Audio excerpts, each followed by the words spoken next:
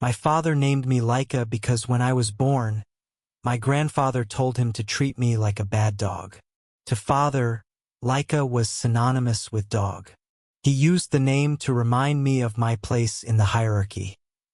Lesser, beneath, inferior, nothing but a dog. My father meant to humiliate and degrade me with such a name, but he honored me instead. You see, Laika was a stray dog from Moscow. On November 3, 1957, the Soviet Union put her on Sputnik 2 and launched her into space. She was the very first animal to orbit Earth. The Soviets knew how to put a rocket into space, but they didn't know how to bring it back. This made Laika's mission a death sentence. Shortly after reaching orbit, the interior of Sputnik 2 became catastrophically hot, far too hot for mammals to tolerate. Mere hours after launch, Laika died an agonizing death. She perished the same way she'd lived. Lesser, beneath, inferior, abandoned, unloved, nothing but a dog.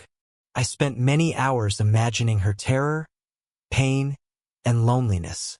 How would it feel, spending my last hours hurtling through divine darkness in a metal bucket? What must it be like to not understand what I was seeing, or why it was suddenly so loud and so hot?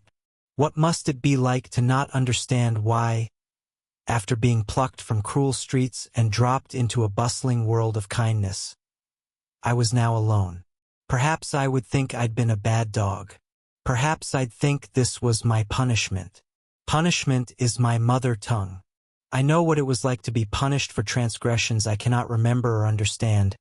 To be hurt so badly my heart rate triples and my mind flies out the window and soars into the stars, retracing Laika's doomed flight while my husk squirms and weeps on the floor of a dirty house 68 miles below. Even so, I adapted to punishment. As I said, it eventually becomes a language. Given enough time, anyone can learn a language. What I could not adapt to was fear. As a child, I was afraid of everything. You see, in the deepest, most forgotten parts of the world, there are things that most people cannot believe and even fewer would understand. Old ways, old things, old truths, and old monsters. Monsters like my father and my grandfather. How can I describe this in a way you will believe? Maybe I can't. Maybe I shouldn't try. So instead, I will describe my grandfather. He was called Paval. By the time I turned 9, he had gone through 6 bodies. By this, I mean he inhabited them, using a variant of blood magic perfected by my forebears across many centuries. He leapt from body to body. He was not a spirit. He had a corporeal body of his own, a twisted, monstrous thing covered in scars and hard, glittering skin, a body that could shrink to the size of a garden snake or expand to the size of a house. But for all its marvels, this body was weak. Sunlight burnt its eyes and blistered its flesh. So it entered other bodies, like a hand inside a puppet, and wore them until they rotted away. I will never forget the sight of him, of many hymns, in different bodies as flesh degraded and fell away in wet, discolored strings. Or the way his eyes, hard, round yellow eyes, glinted deep within their stolen sockets. Grandfather preferred the bodies of men, but sometimes chose women or children. Once he even wore the body of my mother. I was very young then, perhaps 3, and the sight of her familiar form standing before the fire sent me into such transports of joy that I bawled from sheer ecstasy. Then she turned around, and in her bruised sockets I saw my grandfather's eyes. Flat, glittering yellow, like rotted gold. I reared back, screaming.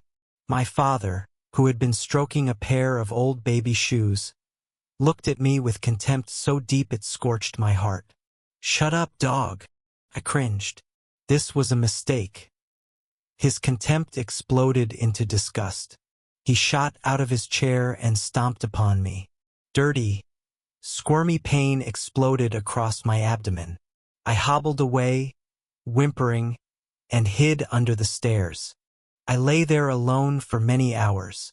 Eventually my mind left my body and soared into the sky, a reverse dive into a sea of stars. I drifted away, dreaming of diamond-colored constellations and red nebulae. At my side was a curly-tailed dog with a striped face. My namesake, Laika. When I woke, I felt her. Furry and warm, chest rising and falling under my hand. I opened my eyes. For just an instant I saw her in the shadows. Then she shrank away, sinking into the ground. I tried to grab her, but the floor swallowed her. My fingers closed on cold, hard floorboards. I covered my eyes and wept. Several months later, grandfather within mother gave birth to a child. A baby boy with yellow eyes and my father's curly black hair. Mere minutes after the birth, father picked up the baby and took him outside.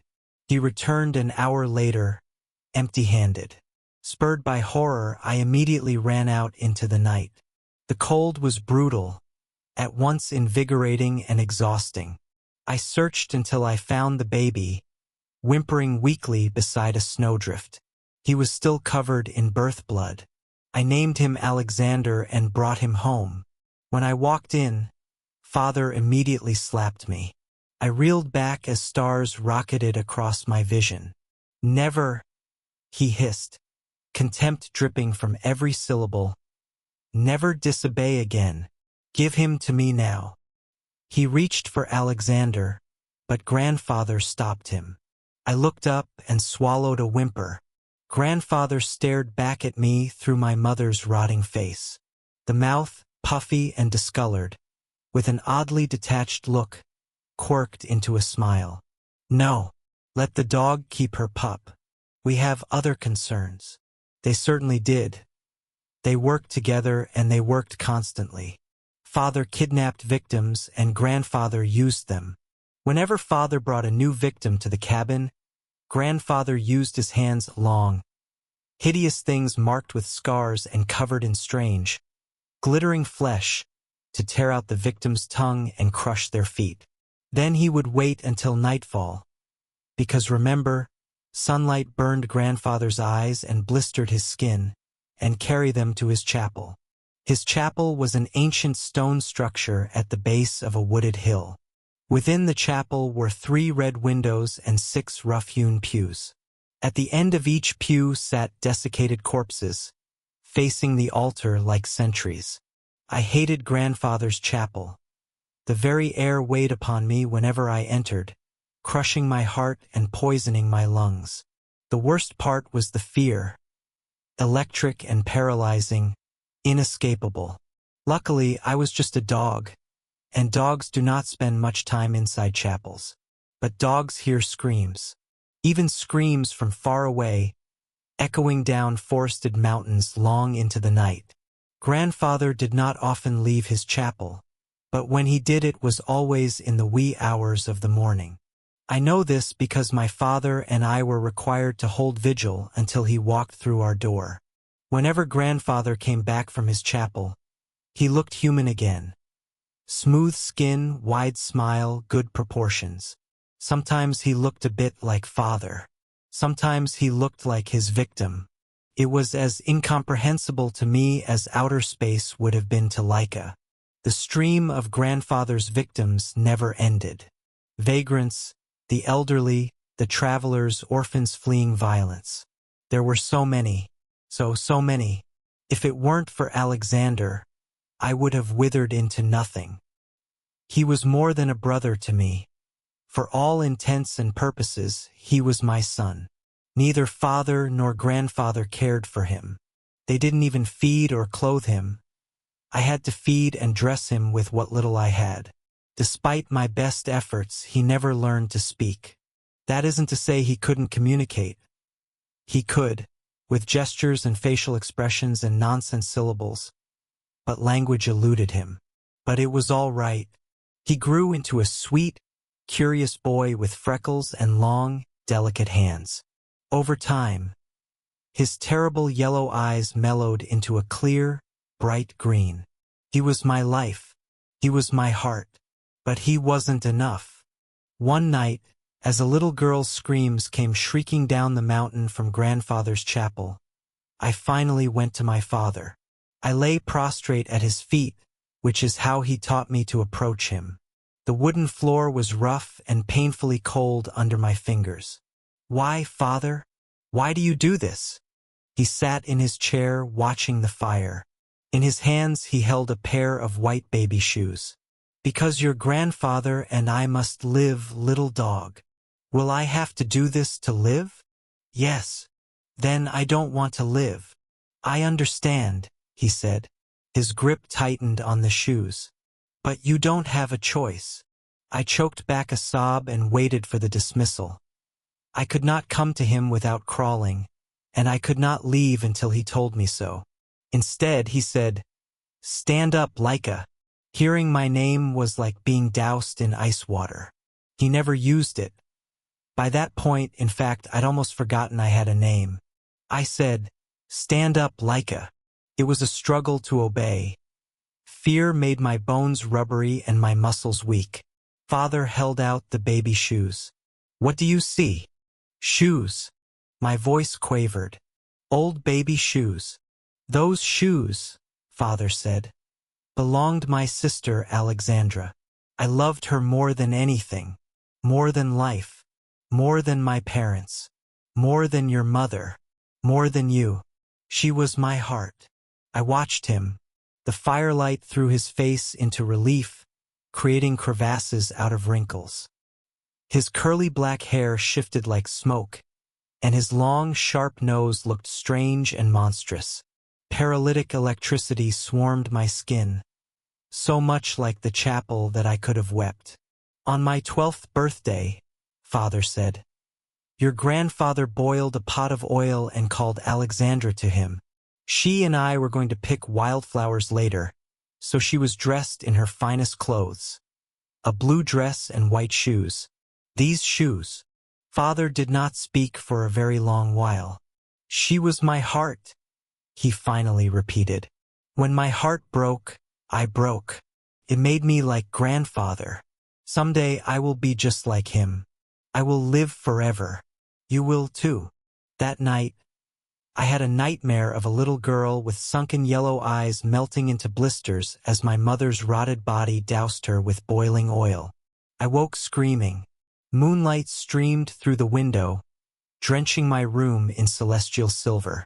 My heart thumped so wildly that I could see my nightshirt moving. It wanted to escape. I wanted it to escape too, because without it I would die, and when I was dead I could sail the stars with the other Laika. Small, warm hands touched my face. I turned, expecting Alexander. Instead, I saw my nightmare. Great, inflamed blisters bubbled and burst, sending rivulets of pus down her tiny, raw face. The skin around its mouth had burned away, leaving neat rows of milk teeth fully exposed. Burned scalp and dull bone glinted through black, curly hair. A blue dress clung to her body. Oil dripped from the hem, soaking my blanket. "Don't cry," she whispered. Alexander stirred between us. "Get out," I whispered. The girl's blistered chin quivered. "But you made me come here. Please let me sleep." "All right," I whispered, because I did not know what else to say. The girl burrowed under my blanket. I watched, aghast, as she threw a bony, burnt arm across Alexander and drifted to sleep. That night, I did not sail the stars with Laika. Instead, I sat awake, watching the apparition with mingled excitement and fear. Just before dawn, my door creaked open. I tried to shield the girl as my father stepped into the room. "What is that?" he asked sharply. "Please," I whined. "Please don't." The girl shifted and, incredibly, began to shrink. Her body flattened into nothing, leaving her dress crumpled on the floor. That sank away, too, leaving the cold, empty floor in its wake. "What was that?" Father screamed. "I saw it in my sleep." "Her!" Father roared. "Her, not it. I saw her in my sleep," I stammered helplessly. When I woke, she was here. Sweat gleamed on father's skin, reminding me of stars. Get dressed. You must see your grandfather immediately. I fell to my hands and knees and crawled to him. No, he said. Stand up. Bring the boy. Alexander wept angrily when I picked him up. I ignored him and followed father into the dark forest. The full glory of early spring bathed the landscape. Pale beams of light shafted through the canopy, cutting the thick shadows with gold. Vermin crept through the undergrowth, and deer watched from a distance. The forest was always full of animals. Grandfather was no danger to the birds or beasts after all. Soon the chapel came into view. An ancient little church with a black spire, red windows, and frost-encrusted stones. Father ushered us inside. The moment I crossed the threshold, my skin began to crawl. Dread and fear swept over me. Alexander burst into tears. Father shoved me toward the altar. Out of the corner of my eye, I saw the sentry corpses twitching. Chests rose and fell in jagged, senseless rhythms. One especially tall corpse with long copper hair turned as I passed. I covered Alexander's eyes and stopped at the altar. Shadows thickened and writhed against the back wall. Back in the pews, bones clattered and dried joints creaked. Something blinked in the darkness behind the altar. Great, flat eyes like golden moons, shining in the cold shadows. Grandfather. The dog, grandfather intoned. And her pup, he snarled. A deep, bone-shaking rumble like that of a tiger. Teeth glinted in the shadows. A shining ivory arc wider than father's entire head. Paval, father said urgently. She had a nightmare. When she woke, it followed her out of the dream. Came alive. I saw it. Oh, grandfather murmured. Oh, our little dog has talent after all, said father. All good and well, said grandfather. If she loves her pup. Do you love your pup, dog? He reared up from the shadows, twisted and sinewy and utterly inhuman. Do you love him? Or do you feel obligated to him? I opened my mouth to answer. Instead, I burst into tears. Grandfather laughed, a low roar that shook dust from the rafters overhead. A weak bitch indeed. Our hope is in the boy, Mikhail. It was always in the boy. That is why we made him. Now go.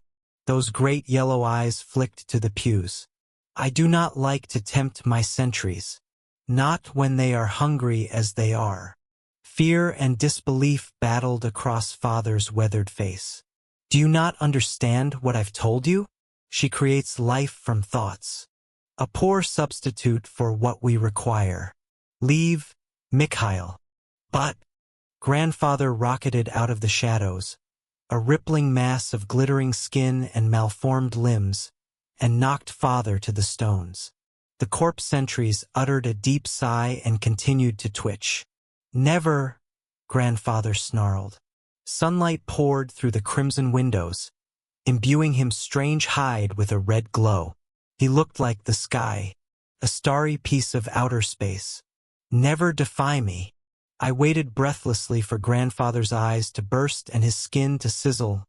He was, after all, exposed to daylight, but it did not. Many moments later, grandfather struck father across the face and whipped back into the darkness. We left. Father did not speak again until the cottage came into sight. Then he grabbed me and dragged me off the path. Listen, he growled. Listen well. I can protect you from him. And? He looked down at Alexander, eyes blazing with disgust. When the time comes, I can protect you from him too. But only if you help me. Why should I need protection? He's small and loves me as a mother. Do you remember the story of Alexandra? Father asked. I nodded. Your story is coming. Only Alexander will be me, and you will be Alexandra. My heart fell to the cold earth. I carefully pressed Alexander's head into my shoulder, shielding his face from father. Listen, dog. When next you dream of my sister. His voice broke. He pulled away and ran his fingers through his hair. Tears shone in his eyes, which were huge and miserable over his quivering mouth. When she comes again, bring her to me. All right, father. I had never seen him weep before. The sight was frightening and curiously thrilling. I will. Father nodded curtly, then left. I nearly followed, but thought better of it. Instead, I stayed in the forest with Alexander. As the morning brightened and birdsong swelled to a symphony, I set Alexander upon the narrow path. He ran forward, humming a tune of his own composition. Shadow and sunlight dappled his skin, turning him into a woodland sprite. The trees were in full bloom. Petals drifted down like snow, carpeting the earth in glistening white. Alexander pulled ahead. After a while, I couldn't hear or see him. He drifted away, slipping into the deep shadows. Panic overtook me. Alexander! Alexander! I rushed ahead, grimacing against the pain in my chest. My heart thumped wildly, so hard I could see my shirt move. It wanted to escape again. Alexander! He darted from between the trees. I halted, overcome with relief so powerful it took my breath away. Petals covered his head and shoulders. As I watched, one drifted down and settled on his nose. Wide green eyes glimmered above it, bright as the promise of spring. For the first time in my life, my heart was so full that I wept. That night, Alexandra came to me again, blistered flesh dripping down her face. Her eyes had melted away, leaving raw, swollen masses of flesh in her melted sockets. Remembering my instructions, I sat up. Father! I quavered. Alexandra reached for me blindly, ruined hands closing on shadows. Father! Father burst into my room, gasping. Alexandra! He shot forward, arms extended as if to sweep her up. She turned. Father froze. Alexandra tottered toward him. Mikhail, she whined. Mikhail, my eyes hurt. Father collapsed and covered his eyes as Alexandra approached. She left a trail of pus and oil, shining like a tiny river in the moonlight. Mikhail, my hands hurt. Father wheezed miserably. Mikhail, my skin is on fire and drips away. She stopped before him and crouched. Father whimpered and whined like a beaten dog, twisting away from her hands. She set her small hand on his cheek. Father squalled and writhed, but couldn't break away from her. Mikhail, she wept, you are just like him now. She jerked and began to shrink, to sink, disappearing into the floor. The moment her hand fell away, Father leapt to his feet and ran. After that, he did not ask to see Alexandra. This is good, because I did not see her in my dreams after that. I only saw Laika. I spent most nights drifting among the stars with that dear, doomed dog at my side. Imagined or not, the sights were glorious. Incomprehensibly beautiful star formations, planets, great multicolored expanses of celestial mists. Sometimes I woke, bleary and incoherent, and felt her fur against my skin. But by the time I opened my eyes, there was nothing. One winter morning I woke very early. My stomach growled immediately, and no wonder. Father hadn't fed me for days. I'd fed Alexander with table scraps and tree bark. That, I decided, would change today. I crept into the kitchen. There wasn't much. There never was. But I scraped together what little I could, and turned around. My grandfather sat at the table, great golden eyes shimmering in his terrible face. Little bitch, what have you done to your father?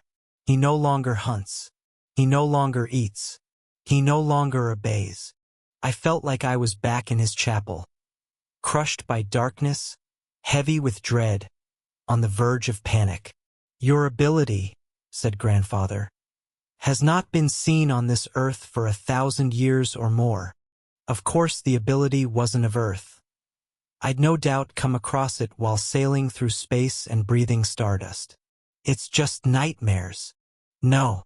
You take the dark things of the world, the fear, the hate, the pain, and channel them into physical form.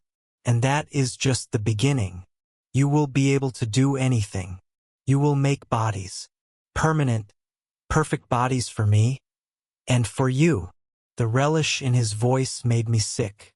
He said, "Our women have always been weak and talentless. I thought the same of you, little bitch." Tears pricked my eyes and my bones thrummed as if struggling to break through flesh and run away. But it was no use. Destiny had already bloomed between my grandfather and I, heavy and foul with the promise of despair. Grandfather whispered, "Listen closely, for you will only hear this once." I was wrong. He left. I ran to the window and watched him hurtle through the trees as sunrise threatened. Back to his chapel. I waited until the sun was up. Then I ran to my room, bundled Alexander in every bit of clothing I could find, and left. We followed the path for many miles. Our home was hours and hours from the nearest town. We wouldn't reach it until long past nightfall. I could only hope that Grandfather wouldn't notice our absence until the following day. It wasn't an unlikely hope. Grandfather spent most of his time in the chapel. The second this thought crossed my mind, a glittering dark shape leapt out of the trees and knocked Alexander from my arms. I caught a blur of twisted limbs and nightmarish hands, of great yellow eyes like flattened moons. Alexander screamed as a torrent of blood splattered across the snow. It sank quickly, melting red canyons through the pristine white. Grandfather at me, narrow sides heaving. Then he leaned down and tore out Alexander's throat. I screamed. Birds took flight and mammals ran through the undergrowth. The piercing note echoed off the mountains. The pain within it should have ended the world, but there was no one to hear and no one to care. Grandfather grinned. Alexander's blood and sinews clung to his teeth. I broke. I felt it. The crushing weight of sorrow, the almost physical sensation of my spirit tearing and bleeding out into my guts. I fell to my knees and cradled Alexander's head for hours. My father finally found us around nightfall. He had a heel of bread and an oily chicken leg. He pressed them both into my hands, then left. I tore the bread into pieces and dropped them, one by one, into Alexander's mouth. When he did not wake, I burst into tears and hurled the chicken leg into the woods. The moon rose into the cruel, dark sky. Stars glimmered through the bare branches overhead, creating a breathtaking fractal pattern. I flopped down beside Alexander, pulling him to my body. He was cold, terribly cold. I held him anyway, keeping my eyes trained on the stars. My mind detached with great difficulty, like it was trapped in tar. Finally, it wrenched itself free and sailed upward, disappearing into a silvery sea of sky and stars, rocketing ever higher until I saw the earth spinning below. Laika's rocket zoomed past. I reached out and caught one of the metal bars near the nose. I could sense Laika within. Her terror vibrated through the craft and leached into my bloodstream. "It's all right," I said. "It's all right, Laika. I'm here. When you land, I will help you out and we will play together." Her fear diminished and so did her pain. So did mine. Together we sailed the stars, looking upon the earth and marveling at the incomprehensible beauty around us. I woke cold, sore, and in more pain than I can describe. I sat up. Alexander's stiff body broke away from mine. I reached for him blindly. A thin scrim of ice covered his eyes. The wound in his throat was an open horror, one I couldn't look at for long. I drew my knees to my chin and wept. After a while, something warm bumped my hand. A wet nose touched my palm. I knew what I would see long before I opened my eyes. Laika's striped face and dear curly tail made me smile, even through my tears. Stars glimmered through her fur, gently pulsing pinpricks of light. "What is this?" Grandfather's voice echoed through the trees. Rage flowed through my blood, exquisitely corrosive. Hate, I learned then, is pleasurable. It is fury and it is the basis of power. Grandfather erupted from the darkness, scaled skin shimmering like a river under the moon. "You waste your talent," he sneered. "On a mutt, not even your own pup. No matter, I will correct you." Laika reared up and leapt, snout piercing one of Grandfather's flat moon eyes. He screamed and shook his head back and forth. Laika fell to the snow, twisting, and quickly righted herself. Then she bit his foot. Her teeth sank through that impenetrable, immortal hide like butter. Laika was not large enough or strong enough to kill him, but she tore holes in him the way a match scorches holes in paper. Soon Grandfather was on his knees, mere feet from Alexandra's corpse. Laika came to me, panting, and collapsed in my lap. She bled from 1,000 wounds. Some small, some undoubtedly mortal. "Good dog." My voice broke. I stroked her gently, willing those wounds to close. I was a monster. I'd used Laika just like the others had, calling her down on false pretenses, filling her with hope, before throwing her into the void. "Good girl. Good girl." I looked up as Grandfather's good eye slid to my dead brother. Something dark bloomed there. A wicked, corrupted hope. He curled in on himself, twisted body shrinking to a withered husk, and slid down Alexandra's throat. I screamed as Alexandra's body twitched and juddered. Then he sat up, bones creaking and frozen sinews cracking. He smiled. His eyes shone like molten gold in a forge. Laika attacked again. Alexandra's face curled into a snarl as she bit and tore his skin, exhibiting an energy at odds with her awful wounds. I watched, helpless and hopeless and hurting, wishing I could detach and fly into the stars once more. Except there would be nothing there for me now. I'd called Laika down from the stars and doomed her. The snow crunched behind me.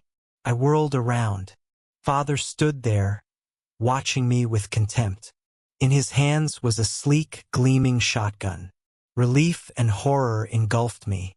This was the end. My mind would detach forever this time. The fear would finally end. Laika bit down on Grandfather within Alexander, who hit her. She whined, but held fast. Father stalked past me and cocked the gun. "No!" I screamed. "Don't hurt her! Don't hurt her!" Father pointed the gun at Alexander's head and fired. Blood and viscera and dark, glittering flesh exploded across the snow. Father fired again, then reloaded and fired again and again. Alexander's head evaporated into red mist. Finally his body lurched, and Grandfather's small, bleeding, scaled grandfather slithered out of his throat. Laika caught and held him. Father pressed the barrel of the gun against his good eye and pulled the trigger as the sun broke over the mountains. Father stepped back. I reached for him, drunk on hope and gratitude, but he recoiled from me. In his weathered face, I saw despair and rage, and contempt. He kept his eyes trained on mine as he placed the gun in his mouth. "No!" I screamed. He pulled the trigger. Half his head evaporated, leaving a glistening mass like a fleshy geode. His body stumbled forward a step, then crumpled to the snow. It took a very long time for the sun to burn Grandfather down to dirty oil. Laika held on until the last scrap of skin melted. Then she stumbled to me and collapsed. I stroked her until her body shrank and sank into the ground, leaving nothing but a scattering of tiny, dim orbs. The stars I'd seen in her fur. I touched one. It was pleasantly hot. I gathered them up and slipped them into my pocket. I went to Alexander's body, ravaged beyond description, broken in ways that did not seem entirely real, and sat with him until nightfall. Then I stood and walked away, and life went on. At first, I brought them back from my nightmares, Alexander, father, grandfather, even Alexandra, but I quickly taught myself to starve and eventually kill my ability. It is not a good power.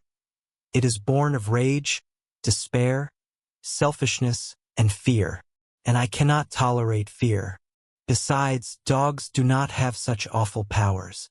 It is good to be a dog because they are not necromancers. They are not monsters.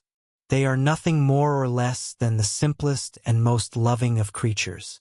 That is why I will always be Laika the dog.